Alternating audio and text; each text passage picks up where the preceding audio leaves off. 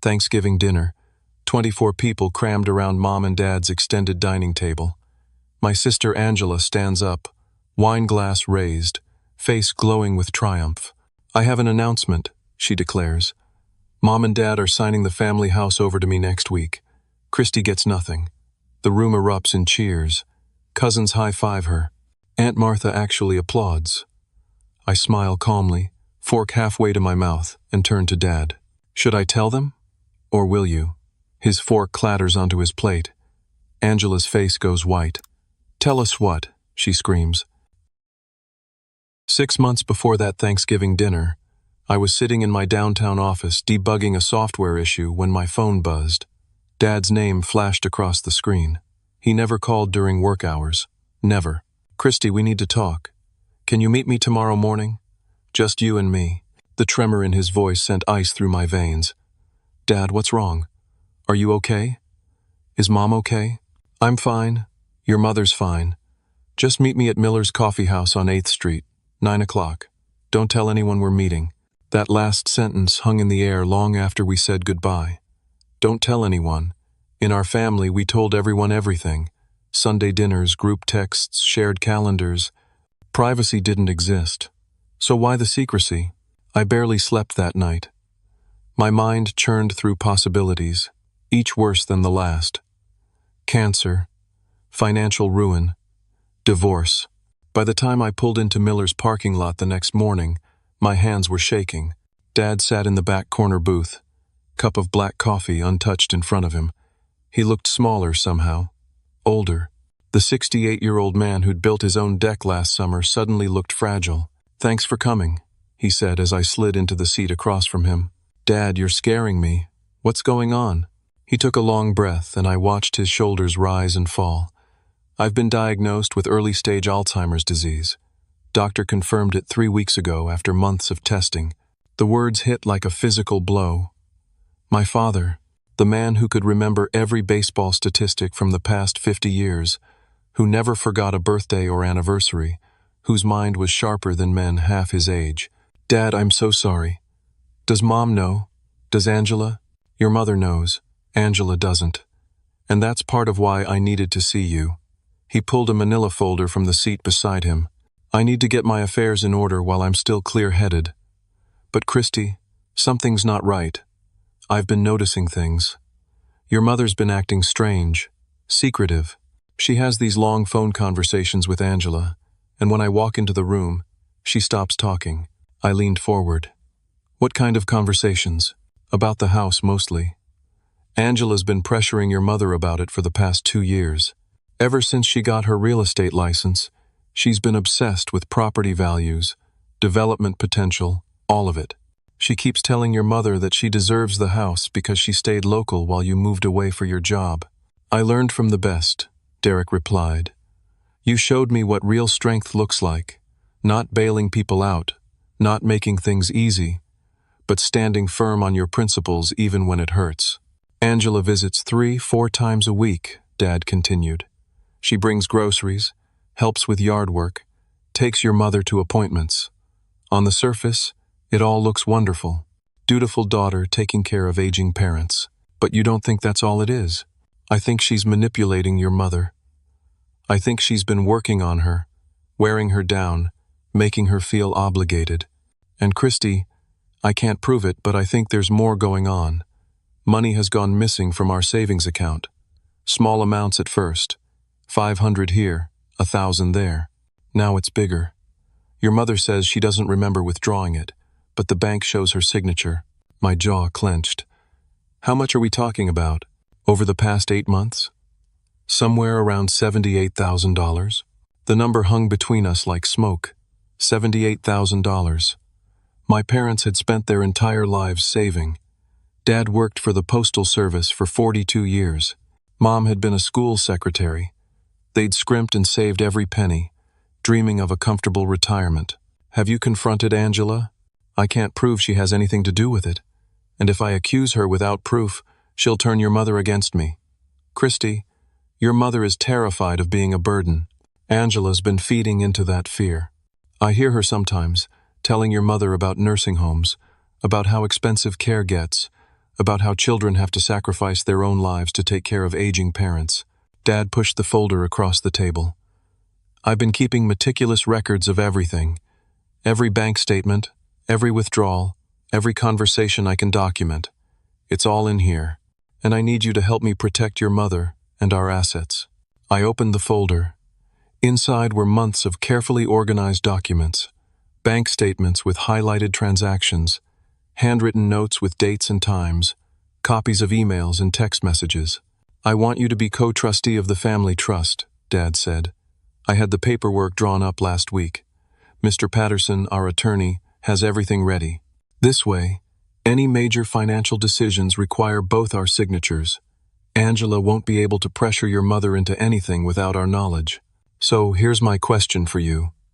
Have you ever had to set a difficult boundary with someone you love? Have you ever walked away from a relationship because staying was destroying you? How did it turn out? I'd love to hear your stories in the comments below. Not yet. I wanted to talk to you first. Christy, I need to know you're willing to take this on. It might get ugly. Angela won't like being blocked from whatever she's planning. I looked at my father, this man who'd taught me to ride a bike, who'd sat through every school play and baseball game, who'd helped me move into my first apartment.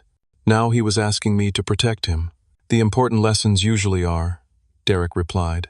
We met with Mr. Patterson that afternoon. The paperwork took less than an hour. I signed my name on line after line, officially becoming co-trustee of the family trust alongside Dad. It felt formal, important, but also somehow sad, like we were acknowledging an ending. There's one more thing you should know, Mr. Patterson said as he gathered the documents. Your father asked me to conduct a property assessment last month. The family house sits on 2 acres that were recently rezoned from residential to commercial. I looked at Dad. What does that mean? It means, Mr. Patterson continued, that the property value has increased significantly. A developer approached your father 6 weeks ago with a preliminary offer. Christy, your family home isn't worth the $500,000 everyone assumes. With the commercial zoning and the location, it's worth approximately $3.7 million. The room tilted. $3.7 million. I'd grown up in that house. I'd learned to walk in that living room, had my first kiss on that front porch, left for college from that driveway. In my mind, it was just home.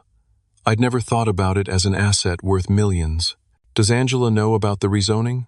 I asked. Dad shook his head. The rezoning happened 4 months ago. We got the notification in the mail, but I don't think your mother understood what it meant. I certainly didn't until the developer called. I haven't told anyone except Mr. Patterson. If Angela finds out what this property is really worth, he didn't need to finish the sentence. If Angela knew, she'd do whatever it took to get that house. And suddenly, her 2 years of pressure, her constant presence, her manipulation of Mom, it all made horrible sense. I drove home that evening with a knot in my stomach. My sister was plotting something. My father had Alzheimer's. My mother was being manipulated. And I was now the only thing standing between my family and financial devastation. I had no idea how much worse it was about to get. The Thanksgiving dinner from hell started innocently enough. I'd driven down that Wednesday evening, stopping to pick up the pumpkin pies Mom had ordered from the bakery she loved. The house smelled like turkey and sage stuffing, exactly the way Thanksgiving was supposed to smell.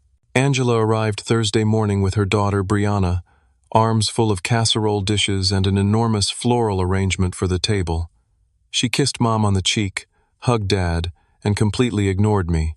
Christy, you're actually here for once, she said as she swept past me into the kitchen. What a surprise. My brother and I are closer now than we've ever been. Not because I gave him money or fixed his problems, but because I respected him enough to let him fix himself. Austin is becoming a remarkable young man, not despite the hardship he's faced, but because of it. My parents are healthier, more honest, more present. Derek nodded, tears streaming down his face. I know that now. I know it because I'm living the consequences. We're in a small apartment. Linda's working retail for the first time in her life. Austin is mowing lawns to save money. And you know what? We're better for it. Angela held court at one end of the table, laughing loudly, refilling wine glasses, playing the perfect hostess in our parents' home. I watched her carefully, watched how she touched Mom's shoulder possessively, watched how she steered conversations, watched how she positioned herself as the devoted daughter while I was just the son who'd moved away. Of course I'll do it. Whatever you need. That's when Angela stood up. Of course I'll do it. Whatever you need. My stomach dropped. As you all know, I've been taking care of Mom and Dad for years now. Christy moved away for his career, but I stayed. I've been here for every doctor's appointment, every home repair, every crisis. And Mom and Dad have decided to reward my loyalty. I watched Dad's face. He'd gone pale. He opened his mouth to speak, but Angela rushed forward. They're signing the family house over to me next week. She beamed at the room. Christy gets nothing, obviously. He hasn't earned it. But I have. This house will stay in good hands. I promise to take care of it and Mom and Dad for as long as they need me. The room exploded. Cousins jumped up to hug Angela. Aunt Martha was actually applauding. Uncle Dennis raised his own glass in a toast. To Angela, the daughter who stayed. Everyone drank. Everyone cheered. Everyone except Mom, who looked like she might be sick, and Dad, whose hand trembled as he set down his wine glass. I sat perfectly still, fork halfway to my mouth, watching this performance with something close to awe. Angela had stage managed this perfectly. Public announcement, family pressure, social proof. Now if Mom or Dad tried to back out, they'd look like liars in front of everyone they loved. Brilliant. Cruel, but brilliant. I set down my fork very carefully. Then I smiled. The smile must have looked genuine because Angela smiled back, mistaking my calm for defeat. Dad, I said clearly, loud enough for everyone to hear, should I tell them, or will you? His fork clattered onto his plate. The sound cut through the celebration like a gunshot. Every eye turned to us. Angela's face went from triumphant to confused to white in about 3 seconds. Tell us what? Her voice had gone shrill. What is he talking about, Dad? Dad looked at me. I gave him a small nod. We'd talked about this possibility. We'd planned for it. But I could see in his eyes that he hadn't expected it to happen quite like this, quite so publicly. Angela, he said slowly, I never agreed to sign the house over to you. The room went silent. What? Angela's voice cracked. But Mom said, Mom, tell them. All eyes swung to Mom. She looked down at her plate, shoulders hunched. Helen? Aunt Martha prompted. What's going on? Mom's voice came out barely above a whisper. I wrote Angela a letter 3 years ago, after my knee surgery. I was on pain medication and she was helping me so much, and I told her. I promised her the house. I never saw this letter, Dad said firmly. Helen, did you show this to me? There, she promised me. In writing. I leaned over to look at the letter. It was handwritten on Mom's stationery, dated 3 years earlier. The handwriting was shaky, barely legible in places. Dear Angela, I want you to know how grateful I am for all your help. When the time comes, your father and I want you to have the house. You've earned it. Love, Mom. I never saw this letter, Dad said firmly. Helen, did you show this to me? Mom shook her head, tears starting to roll down her cheeks. I don't remember writing it. But that's my handwriting. Because you were high on pain pills, I said. Dad, when was Mom's knee surgery? August 3 years ago. She was on OxyContin for 2 weeks. The doctor said she might not remember much from that time. Angela's face flushed red. So what? She wrote it. It's a promise. Christy, you can't just swoop in after being absent for years and steal what's rightfully mine. Uncle Dennis stood up. Christy, this is Lo. Your sister has been taking care of your parents. You've been 3 hours away, living your life, while she's been doing the hard work. You should be ashamed of yourself. Other voices joined in. Cousin Rachel called me selfish. Cousin Mark said I was only interested now because of the property value.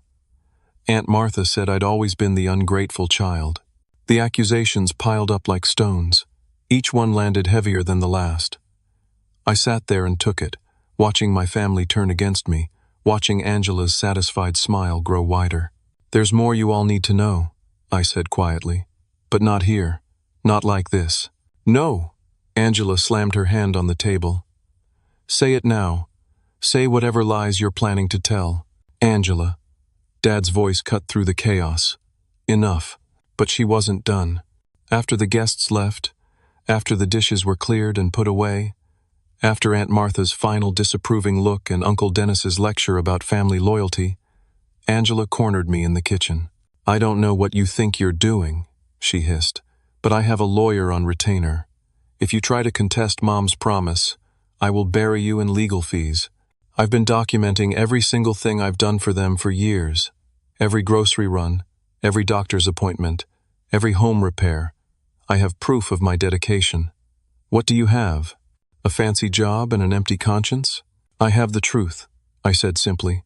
Your truth means nothing. This family sees who's really been here. And it's not you. She stepped closer, and I could smell wine on her breath. I've already measured the house for renovations. I've already promised Brianna she'll inherit it someday. This is happening, Christy. You can either accept it gracefully or tear this family apart fighting me. But either way, I'm getting that house.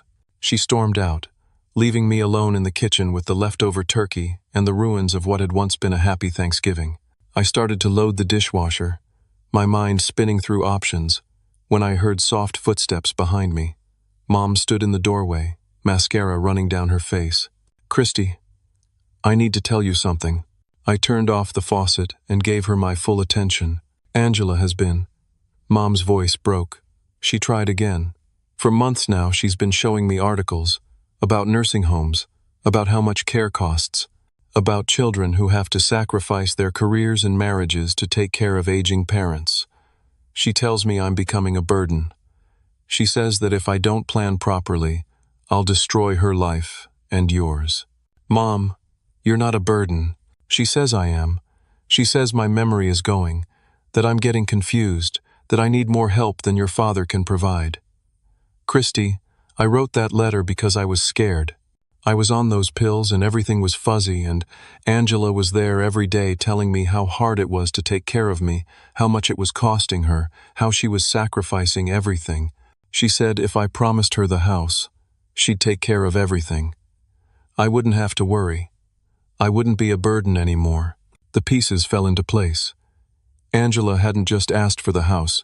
She'd terrorized our mother into promising it. Does Dad know about all this?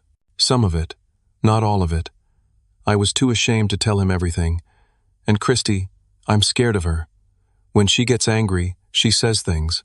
She tells me maybe I'd be better off in a home. Maybe I'm too much trouble. Maybe she should just let the state take care of me. I pulled Mom into a hug. She felt so small, so fragile. This woman who'd been my rock growing up, who'd bandaged my scraped knees and stayed up all night when I had the flu, was being terrorized by her own daughter. Mom, I'm going to fix this. I promise you. But I need you to trust me, okay?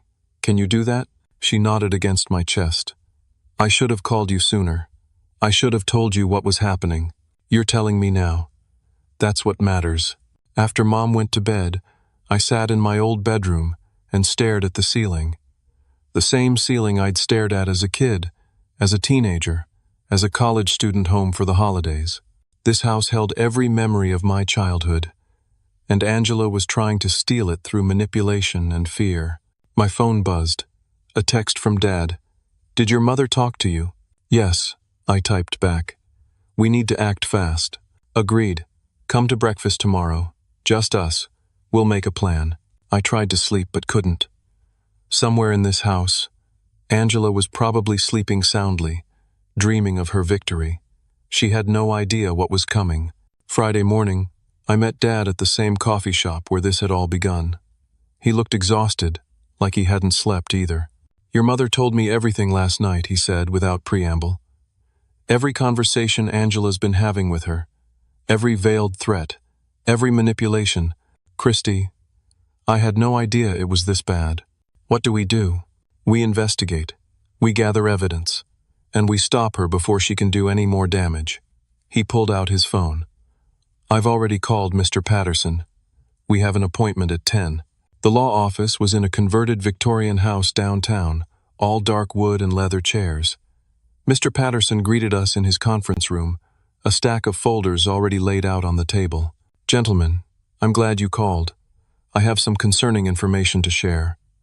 He opened the top folder. "Angela came to see me twice in the past 3 months. She claimed she was just trying to understand the family trust structure. She asked very specific questions about how to simplify things, how to remove trustees, what would happen if you, Mr. Christie, were found to be acting against the family's best interests. She was looking for loopholes," I said. "Exactly. I told her nothing, of course. Attorney-client privilege applies to your father, not to her. But her questions were very pointed. She's been planning this for a while." Dad opened his own folder, the one with all his documentation. "What about the money? The withdrawals from our accounts? That's where things get interesting." Mr. Patterson pulled out a stack of bank statements. "I subpoenaed these yesterday after your call. Your wife has withdrawn $78,342 over the past 8 months. Every withdrawal was just under $10,000. "Why that amount?" I asked. "Because banks are required to report cash transactions over $10,000 to the federal government. It's an anti-money laundering provision. Whoever advised your mother on these withdrawals knew exactly what they were doing. They were trying to avoid scrutiny." The implications hung heavy in the air. Angela had researched this. She'd planned it carefully. "Where did the money go?" Dad asked. "That took some digging." Mr. Patterson pulled out another document. The cash was deposited into an account at First National Bank. The account is titled Home Care Fund for Parents and lists both your wife's name and Angela's name as account holders. "So Angela has access to it," I said. "Full access. And according to the bank records, she's been the only one making transactions on the account. Your mother's never even received a statement. They're sent to Angela's address." Dad's hands curled into fists on the table. "What has she been using the money for?" "That's what we need to find out.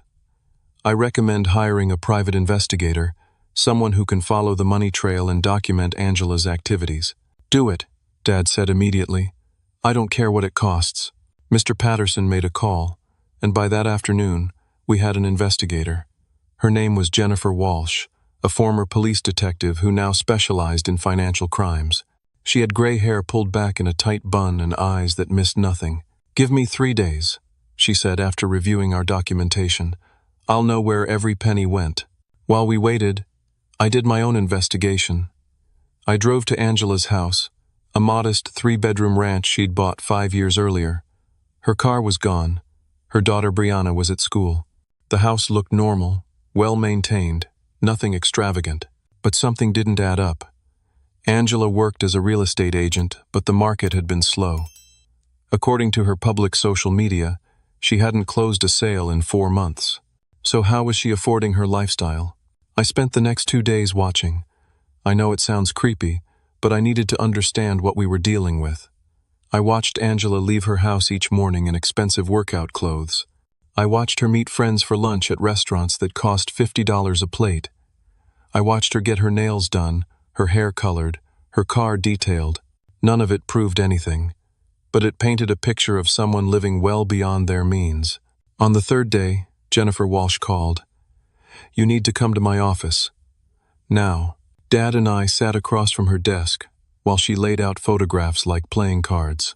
"Your sister purchased a Range Rover 3 weeks ago," Jennifer said, sliding the first photo across. It showed Angela at a luxury car dealership, signing paperwork, $65,000. Paid in cash. The next photo showed Angela at an upscale boutique, arms full of shopping bags, designer clothes. I tracked her credit card statements. In the past 6 months, she spent $18,000 on clothing alone. More photos. Angela at a spa. Angela boarding a plane. Angela at a beachfront resort. "She took a vacation to Hawaii last month," Jennifer continued. "First-class flights. 5-star hotel. 7 days. Cost approximately $12,000. Dad's face had gone from pale to red. "That's our money. That's our retirement."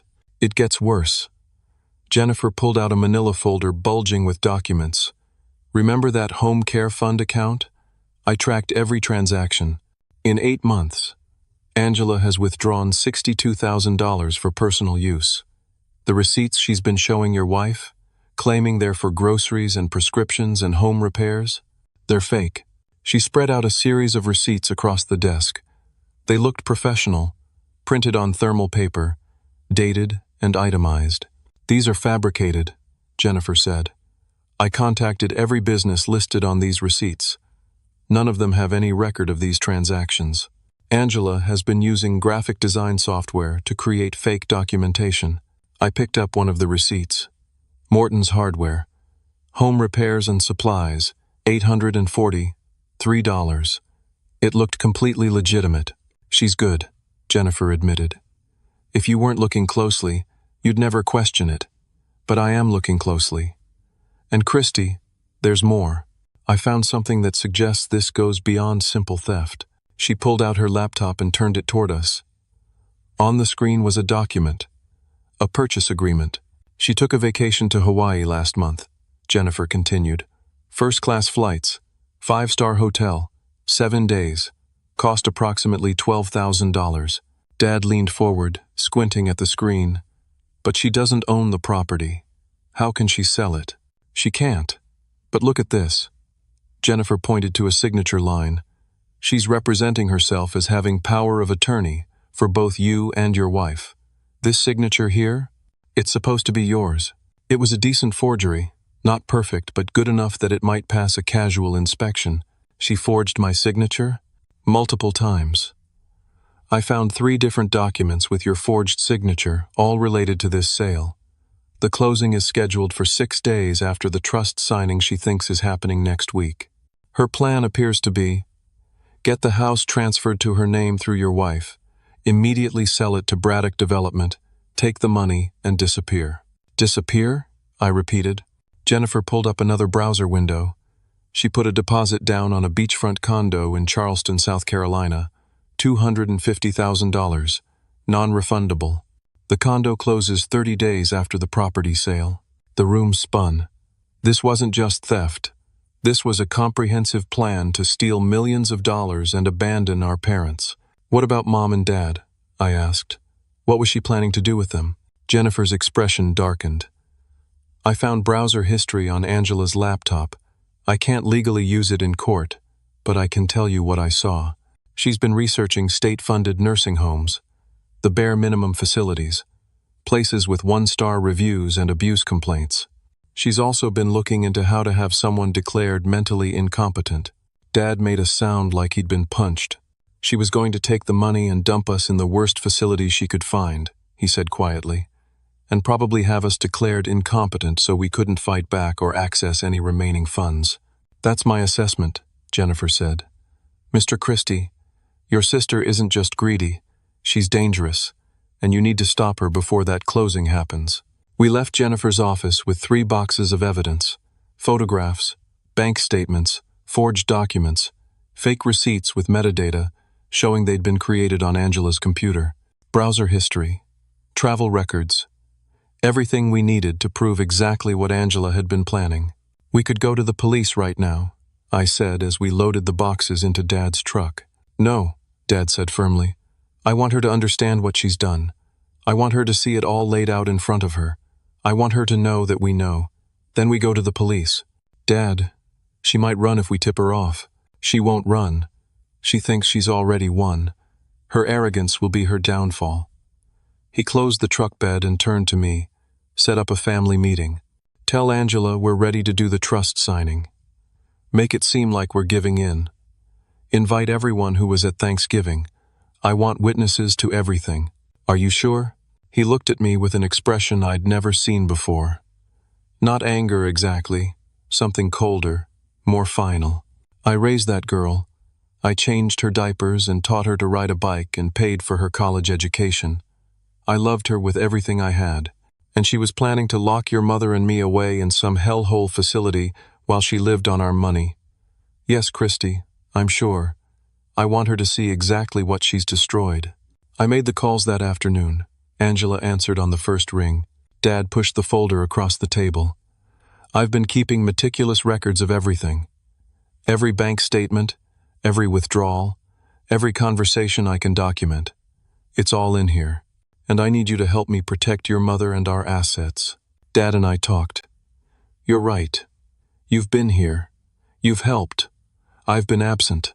If Mom wants you to have the house, then that's what should happen." Silence on the other end. Then, "You're serious?" "I'm serious. Dad wants to do the trust signing next Thursday at Mr. Patterson's office. He wants the whole family there. Can you make it?" "Of course I can make it." Her voice had gone syrupy sweet. "Christy, I'm so glad you're being reasonable about this. This is what's best for everyone. You'll see." "Yeah," I said. "I'm sure I will." After I hung up, I looked at Dad. "It's done. Thursday at 2 o'clock. "Good." He opened one of the evidence boxes and pulled out a photo of Angela at the car dealership, smiling as she accepted the keys to her new Range Rover. 6 more days. Then she answers for what she's done. The weekend passed in a blur of preparation. Dad and I met with Mr. Patterson 3 times, going over every detail, planning every word, anticipating every possible reaction. Jennifer Walsh delivered her final report, a comprehensive document that laid out Angela's crimes in devastating detail. Sunday evening, I sat down with Mom privately. She needed to understand what was going to happen, what we were going to reveal. I expected tears, denial maybe, some maternal instinct to protect her daughter despite everything. Instead, Mom listened to everything with a growing expression of horror and then said something that broke my heart. I knew. Deep down, I knew something was terribly wrong. I just didn't want to believe my own daughter could do this to us. "Mom, none of this is your fault, isn't it? I wrote that letter. I made those withdrawals. I signed those bank forms. While being manipulated and coerced, while on medication, while being told you were a burden and needed to make amends. Mom, Angela weaponized your love and your fear. That's not on you." She wiped her eyes. "What happens on Thursday?" "Justice," I said simply. "Angela thinks she's coming to collect her prize. Instead, she's going to face the truth of what she's done. Will she go to jail?" The question hung between us. Would I really do that to my own sister? Would I put her in prison? I thought about the fake receipts, the forged signatures, the nursing home research, the plan to abandon Mom and Dad in some state-funded facility, while Angela lived in luxury on their money. "Yes," I said. "If the prosecutor agrees to press charges, then yes, she'll go to jail." Mom nodded slowly. "Good, because what she was planning to do to us. Christy, that's not my daughter. I don't know who that person is." Monday morning, Dad got a call from his doctor. The Alzheimer's was progressing, not rapidly, but steadily. He had maybe 3 to 5 years of clarity left, maybe less. "Then we handle this now," he said after hanging up. "While I can still testify clearly about what happened, while I can still make sure your mother is protected." That afternoon, I met with the detective Jennifer had recommended, a woman named Sarah Chen, who worked in the financial crimes unit. I laid out everything we had. She reviewed the evidence with the methodical focus of someone who'd seen it all before. "Elder financial abuse," she said finally. "Fraud, forgery, identity theft. Possibly conspiracy if she had help from anyone at the development company. Mr. Christie, your sister is looking at serious prison time." "How serious?" "If the DA goes for maximum charges, 15 to 25 years. With the amount of money involved and the vulnerability of the victims, they'll want to make an example of her. 15 to 25 years. I tried to imagine Angela in prison. Failed. She was my sister. We'd grown up together, shared a bathroom, fought over the TV remote, built blanket forts in the living room. Are you having second thoughts?" Detective Chen asked gently. "No, I'm just processing. What your sister did is serious. She didn't just steal money. She systematically abused and manipulated vulnerable elderly people. She forged documents. She planned to abandon your parents in substandard care. This isn't a momentary lapse in judgment. This is calculated, sustained criminal behavior." "I know. Then be ready for Thursday. Once we move forward, there's no going back." I spent Monday night going through old photo albums, pictures of Angela and me as kids, Halloween costumes and birthday parties. Her high school graduation, her wedding, the birth of her daughter Brianna. Where had it gone wrong? When had my sister become someone capable of this level of cruelty? Or had she always been this way, and I just never noticed? Tuesday, Angela texted me. Thanks again for being reasonable. I know this has been hard for you, but trust me, this is the right thing for Mom and Dad. I'll take good care of them. I stared at that text for a long time. The absolute certainty in her words. The complete lack of self-awareness. She genuinely believed she was the hero of this story. I didn't respond. Wednesday, the day before the confrontation, I drove to the property where I grew up. The house looked the same as it always had. White siding, blue shutters, the maple tree in the front yard that Dad planted when I was born. But now I saw it differently, not as home, but as the thing that had broken my family apart. $3.7 million. That's what this house was worth. But it had cost us so much more than money. It had cost us trust, honesty, the bond between siblings, the safety Mom should have felt with her own daughter. I sat in my car and tried to imagine what the next day would bring. Angela's face when she realized she'd been caught, the moment the police arrived. The look in Brianna's eyes when she learned what her mother had done. My phone rang. Dad, Christy, I need you to know something. No matter what happens tomorrow, I'm proud of you.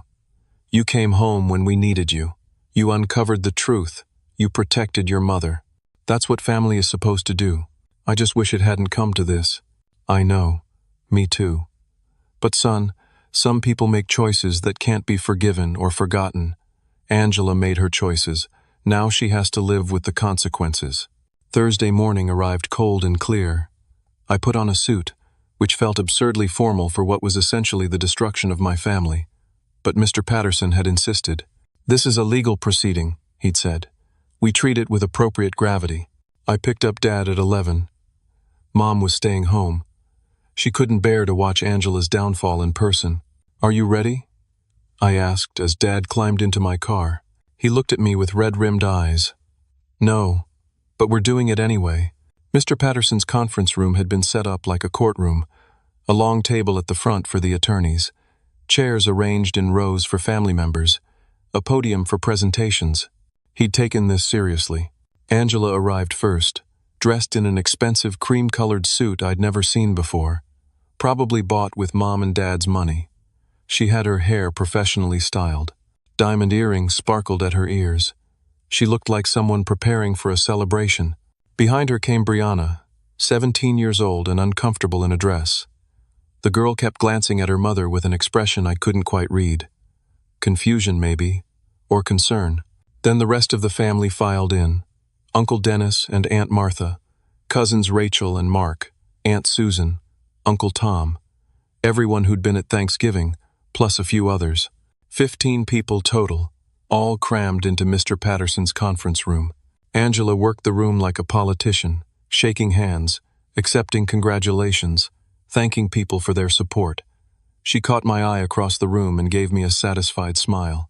This is going to be wonderful, she said to Aunt Martha, loud enough for me to hear. I've already started planning renovations. The house has so much potential. And of course, Mom and Dad will be well taken care of. I stayed silent, standing against the back wall with Dad beside me. At exactly 2 o'clock, Mr. Patterson called the room to order. Everyone found their seats. Angela sat front and center, Brianna beside her. Dad and I remained standing in the back. Thank you all for coming, Mr. Patterson began.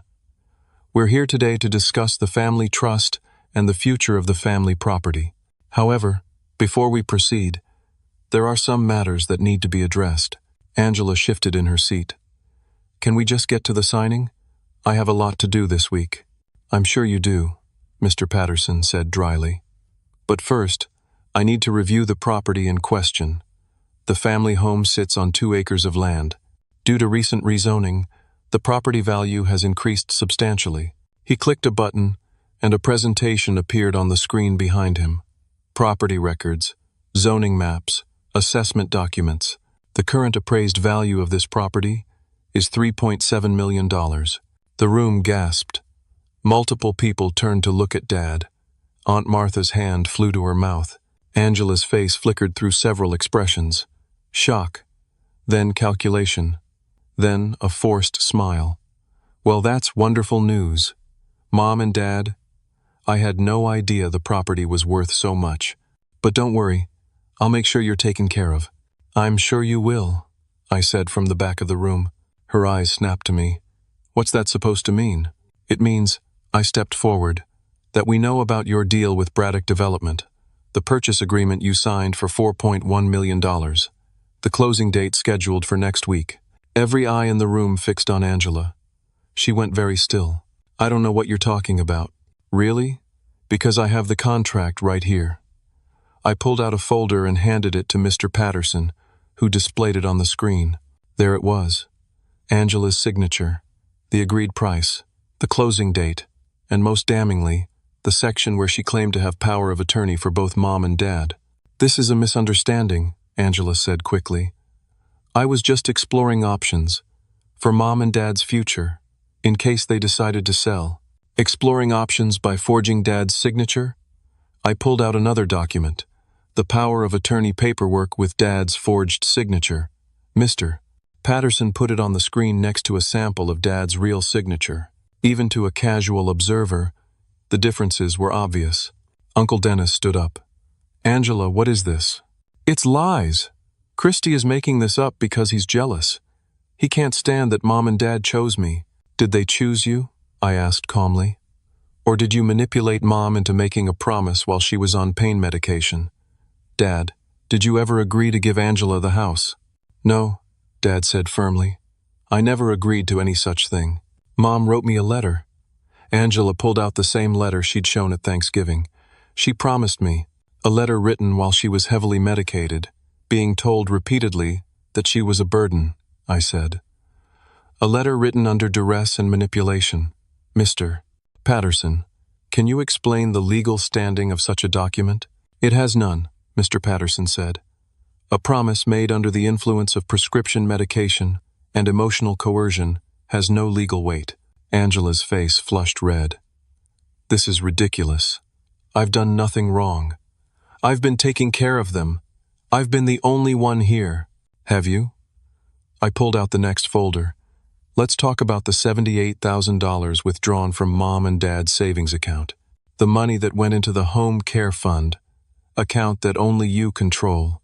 Mr. Patterson displayed the bank statements, every withdrawal, every deposit, the account with both Mom's and Angela's names, but only Angela's activity. That money was for their care, Angela insisted. Groceries, medications, home repairs. I have receipts for everything. Yes, you do have receipts. I pulled out the stack of fabricated documents. Receipts you created on your computer using graphic design software. Receipts for transactions that never happened at businesses that have no record of serving you. Jennifer Walsh stepped forward from where she'd been standing quietly in the corner. I'm a private investigator. I contacted every business listed on these receipts. None of them have any record of these transactions. The metadata on these digital files shows they were created on a computer registered to Angela's home address. The room erupted, voices overlapping. Aunt Martha demanding explanations. Uncle Dennis looking between Angela and me in disbelief. Where did the money really go, Angela? I asked over the noise. Silence fell. I'll show you. I nodded to Jennifer, who pulled up a new presentation. The Range Rover purchase, the Hawaii vacation, the designer shopping sprees, the spa treatments, the country club membership. Every fraudulent expense, documented with photographs and receipts. $62,000 spent on personal luxury items, while telling Mom and Dad you were sacrificing everything to care for them, I said, while researching state-funded nursing homes to dump them in after you took their money. That's not true, Angela shouted, but her voice had lost its conviction. Isn't it? I pulled out the final piece of evidence. Printed browser history, screenshots of nursing home websites. You researched facilities. You looked into how to have someone declared mentally incompetent. You planned this down to the last detail. Brianna stood up, tears streaming down her face. Mom, please tell them this isn't true. Angela looked at her daughter. For a moment, I thought she might confess, might show some remorse. Instead, she pointed at me. This is all his fault. He's been planning this. He wants to steal their money for himself. He's been poisoning them against me. Actually, a new voice said from the doorway, he's been trying to protect them. Detective Sarah Chen stepped into the room, followed by another uniformed officer. Angela's face went white. What is this? Angela Morrison, you're under arrest for elder financial abuse, fraud, forgery, and identity theft. Detective Chen pulled out handcuffs. You have the right to remain silent. No. Angela backed away. This is insane. I didn't do anything wrong. Dad, tell them. Dad stood up slowly. His face was wet with tears. You planned to lock us away in some terrible facility. You stole our money. You forged my signature.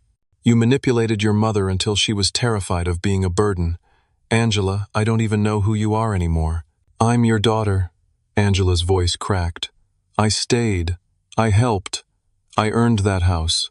You earned a prison sentence, Detective Chen said. She moved forward with the handcuffs.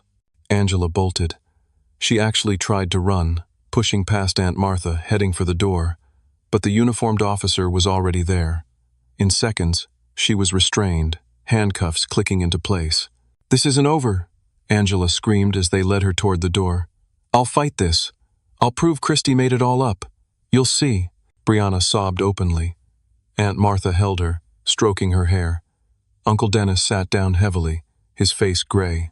As Angela was led out, still screaming threats and accusations, the room fell into shocked silence. Mr. Patterson cleared his throat. I think we should adjourn for today. Nobody argued.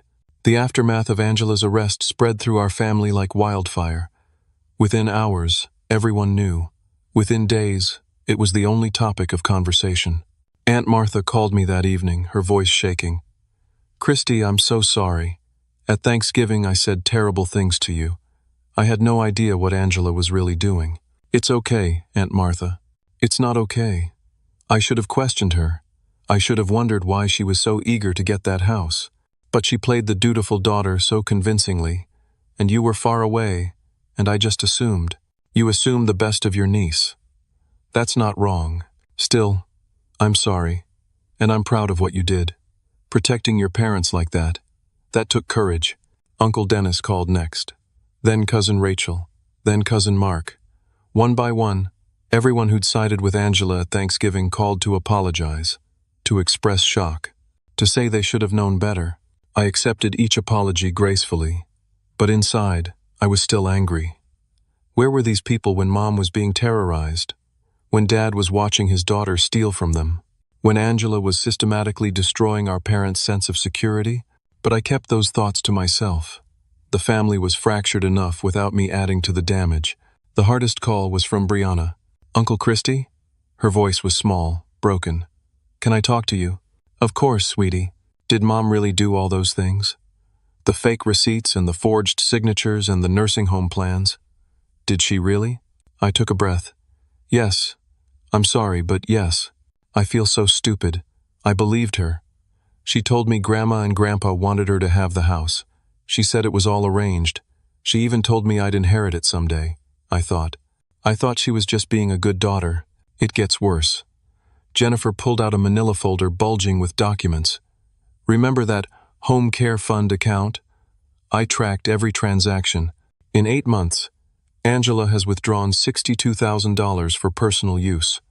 The receipts she's been showing your wife, claiming they're for groceries and prescriptions and home repairs, they're fake.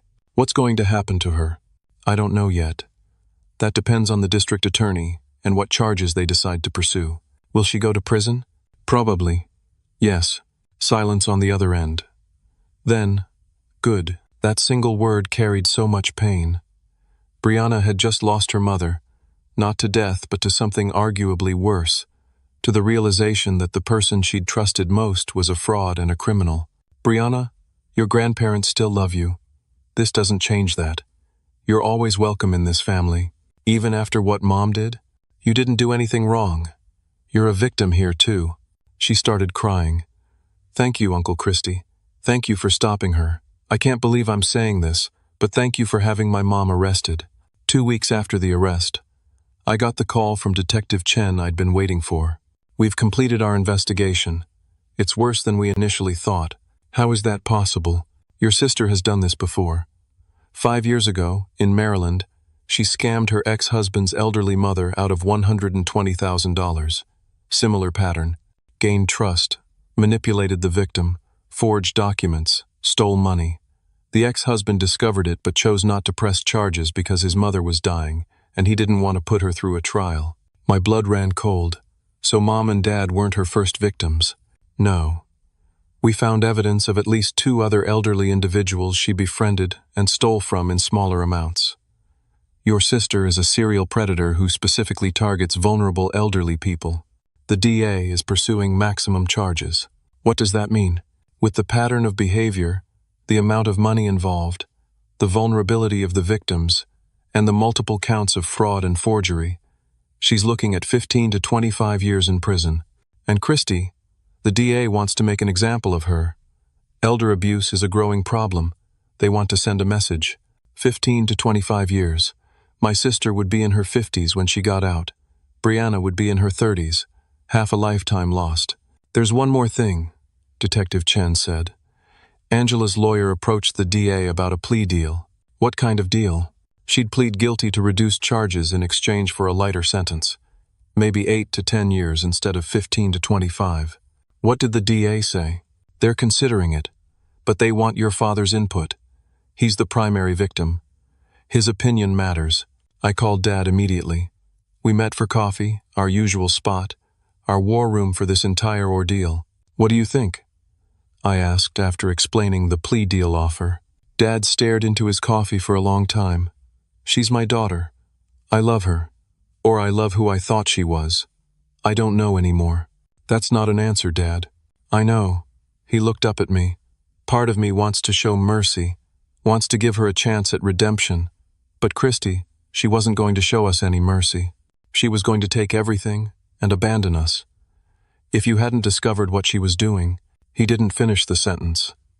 "He didn't need to. The DA needs an answer by Friday," I said. "Tell them no deal. If Angela wants a lighter sentence, she can earn it by showing genuine remorse and cooperating fully with the investigation. But I won't help her escape consequences for what she did." I relayed Dad's message to Detective Chen. 3 days later, Angela rejected the plea deal anyway. Her lawyer issued a statement claiming she was innocent, that she'd been framed, that the evidence was fabricated. She was going to trial. The court proceedings took months.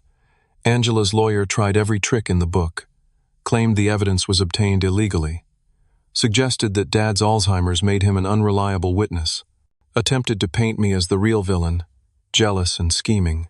None of it worked. Jennifer Walsh's investigation had been thorough and legal. Dad's testimony, given while he was still clear-headed, was devastating. The forensic evidence, the metadata on the fake receipts, the bank records, the forged signatures, all of it was airtight. The trial lasted 3 weeks. I sat through every day of it, watching my sister lie on the witness stand, watching her try to manipulate the jury the way she'd manipulated our mother. But this time, nobody was buying it. The jury deliberated for 6 hours.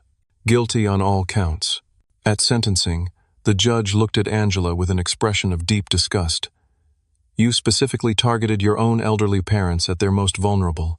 You manipulated your mother's medical condition and your father's cognitive decline for personal gain. You showed no remorse, no empathy, no recognition of the harm you caused. This court finds your behavior to be particularly heinous. 18 years in prison, restitution of all stolen funds plus damages. Upon release, you will be prohibited from any contact with your parents or any elderly individuals without court supervision." Angela stood frozen at the defendant's table. 18 years. She'd be 53 when she got out. As the bailiff led her away, she turned and looked at me one last time. Not at Dad, not at Mom, at me. The look in her eyes wasn't remorse. It was pure hatred. I'd saved our parents, but I'd lost my sister forever. 3 months after Angela's sentencing, Dad and I sat in the office of the developer who'd initially approached him about the property. The original developer, not the one Angela had secretly dealt with.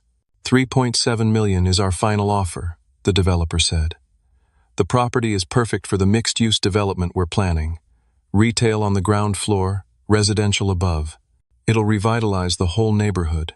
Dad looked at me. I nodded. We accept, Dad said. The paperwork took 2 weeks. The closing took another month.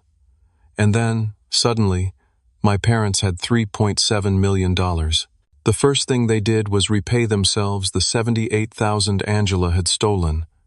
The court had ordered Angela to make restitution, but she had no assets left.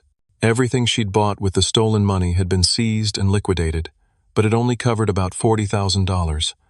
Mom and Dad decided not to pursue her for the remainder. She's already in prison, Mom said. That's punishment enough. Next, they bought a beautiful condo in a retirement community, 30 minutes from my place. 2 bedrooms, 2 bathrooms, a small balcony overlooking a lake. Fully paid, no mortgage. The community had a nurse on staff, activities, a dining room for when Mom didn't feel like cooking. We should have done this years ago, Mom said the day they moved in.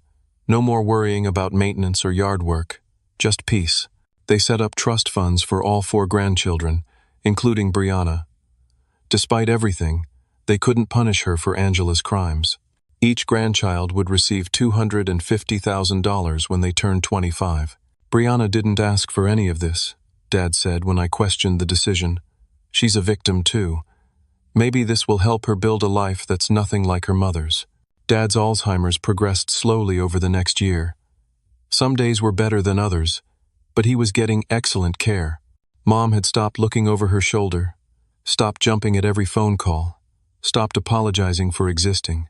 The rest of the family healed too, though differently. Uncle Dennis and Aunt Martha became weekly visitors. Cousins Rachel and Mark organized a family reunion, something we hadn't done in years. We took you for granted, Rachel said to me at the reunion. You were the one who left, so we assumed you cared less. But you're the one who came back when it mattered.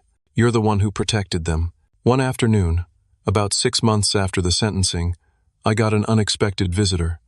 Brianna, now 18, stood on my doorstep with a nervous smile. Hi, Uncle Christy. I hope it's okay that I came by. Of course. Come in. We sat in my living room, and she twisted her hands in her lap. I start college next month. State University. I'm majoring in social work. That's wonderful, Brianna. It's because of what happened, with Mom and Grandma and Grandpa. I want to help people like them, vulnerable people who get taken advantage of. I want to be the person who notices when something's wrong. Your grandparents would be so proud of you. I wrote Mom a letter. Did you know that? I shook my head. I told her I loved her, that she's still my mom. But I also told her what she did was unforgivable, that she needs to spend her time in prison figuring out how to be a better person. I don't know if she read it. The prison said it was delivered, but she hasn't responded. I'm sorry, sweetie. Don't be. I needed to say it, whether she hears it or not. And Uncle Christy, I wanted to say thank you. If you hadn't stopped her, who knows what she would have done next. Maybe she would have hurt other people. Maybe she would have dragged me into it somehow. You saved Grandma and Grandpa, but you might have saved me too. After Brianna left, I sat on my porch and thought about everything that had happened. The discovery of Dad's Alzheimer's, the investigation, the confrontation, the trial, the rebuilding. He clicked a button, and a presentation appeared on the screen behind him. Property records, zoning maps, assessment documents. I thought about what success meant. For years, I'd measured it by my career, my salary, my downtown apartment. But sitting there on my porch, watching the sun set, I realized that the most important thing I'd ever done was come home when my family needed me. With part of my inheritance, I'd started a nonprofit, the Elder Protection Initiative. We provided free investigations for families who suspected financial abuse. We offered legal assistance. We trained people to recognize the warning signs of manipulation and exploitation. In our first year, we'd helped 37 families, 37 sets of elderly parents who were being stolen from, manipulated, gaslit by people who were supposed to love them. Every case reminded me of Mom and Dad, and every case I solved felt like I was honoring what they'd been through. Dad's 75th birthday fell on a warm Sunday in September.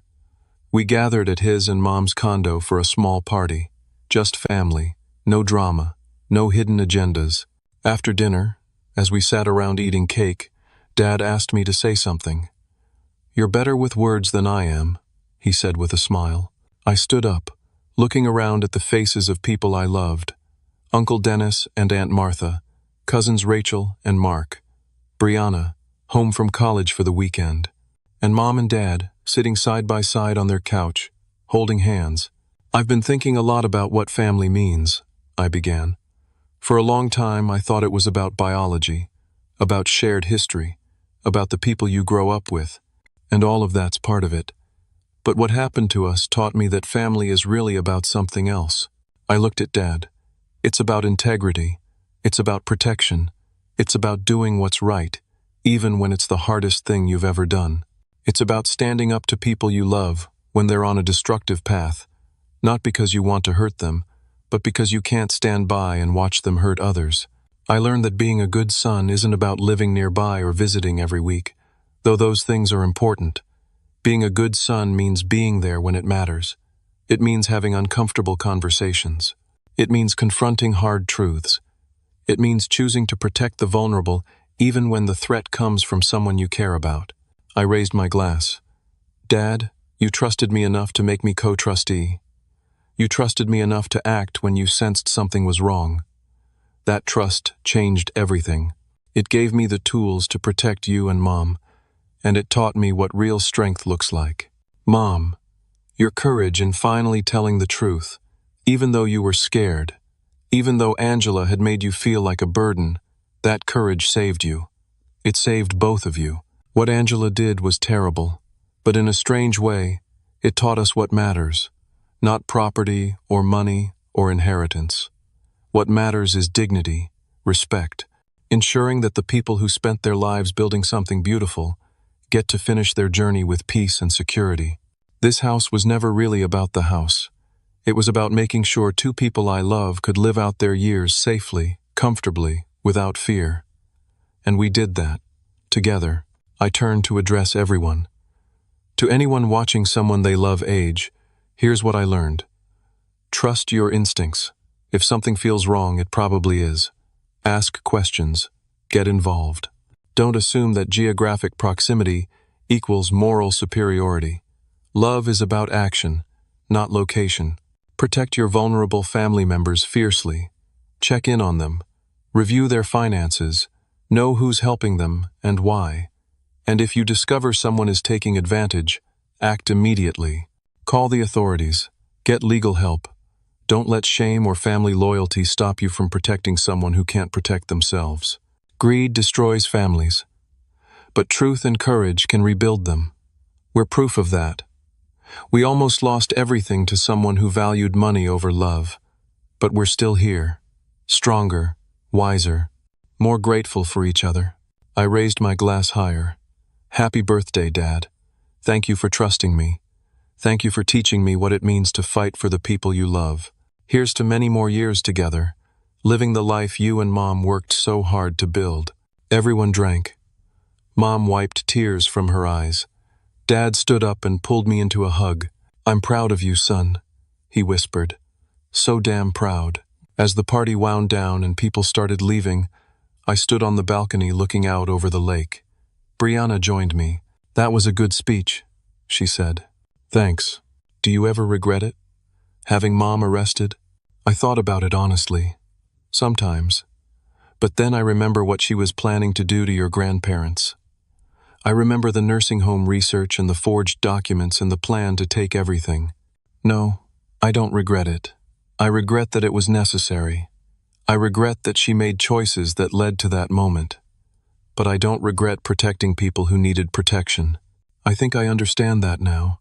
For a long time I was angry at you. But Mom made her own choices. You just stopped her from destroying more lives. You're going to do important work, Brianna. Helping people like your grandparents. Making sure they're safe. She smiled. That's the plan. Inside, I could hear laughter. Dad telling a story. Mom's voice chiming in with corrections. the sound of a family that had been broken and put itself back together. I thought about Angela, sitting in a prison cell 200 miles away. I'd tried to visit once. She'd refused to see me. Her lawyer said she still maintained she'd done nothing wrong, that she was the victim of a conspiracy. Maybe someday she'd understand. Maybe someday she'd feel genuine remorse for what she'd done. Maybe, in 18 years, she'd walk out of prison a changed person. But that was her journey. Mine was here, with the family I'd protected and the parents I'd saved. As I watched the sun set over the lake, I realized something profound. Success isn't measured in salary or square footage or property value. It's measured in the people you protect, the stands you take, and the courage you show when everything is falling apart. I'd come home when my family needed me. I'd uncovered a terrible truth. I'd fought to protect vulnerable people from someone who should have loved them, and in doing that, I discovered something about myself I never knew was there. I was stronger than I thought, braver than I believed, and willing to sacrifice a relationship to prevent harm to people I loved. That was the real inheritance my parents had given me. Not property or money, but values, integrity, the understanding that some things are worth fighting for, even when the fight costs you everything. Behind me, Dad called my name. "Christy, we're cutting the second cake. Get in here." I turned away from the sunset and walked back inside to my family. The family I'd saved. The family that was learning to trust again. The family that was proof that even after betrayal and theft and heartbreak, love could win. Not the easy love that requires nothing, but the hard love that demands everything. The love that shows up, that asks questions, that confronts evil even when it wears a familiar face. That's the love worth having. That's the love worth fighting for. And that's the lesson I'll carry for the rest of my life. Before I close, I want to ask you something.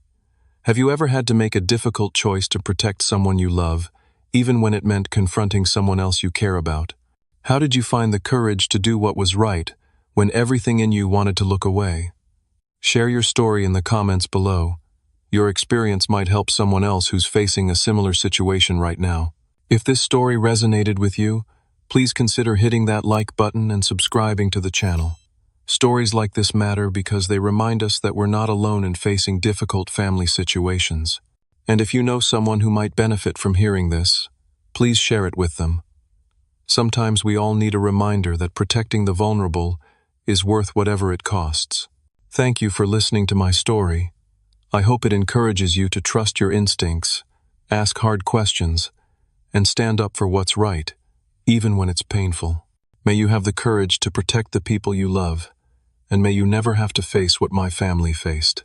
But if you do, I hope you'll remember that truth and courage can rebuild what greed destroys. Take care of each other out there.